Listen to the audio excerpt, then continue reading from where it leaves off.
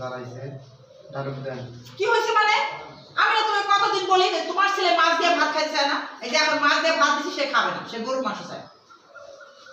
আরে আমি গরুর মাংস কোথায় পাবো? আমি তো বলি নাই যে তুমি গরুর মাংস আনো নাই, তো 20 কেজি গরুর মাংস আনছো, কিন্তু রান্না করবে কি?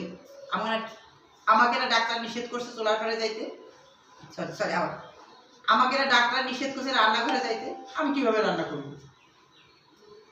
আরে প্লিজ একটু আপনি এটা দেন যে হচ্ছে আগুনের আশা আমি বেশিক্ষণ থাকতে পারি না, এটা দেনেই হবে। রোল।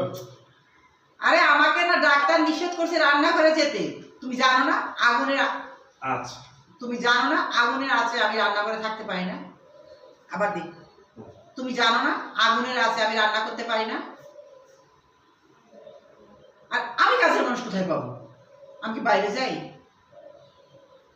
উফ, আচ্ছা ঠিক আছে ঠিক আছে, তুমি কাজের মানুষ এনে, আচ্ছা ঠিক আছে ঠিক আছে, তুমি কাজের মানুষ এনে দাও, প্রতিদিন আমি তোমার ছেলেকে গরু মাংস খাওয়াবো। ঠিক আছে ঢালুকগুলো দেন। একটু বলতে হবে তো। হ্যাঁ 10-15 দিনের মধ্যে টাকা বেতন দেওয়া লাগবে, আর তুমি ওয়েট করো।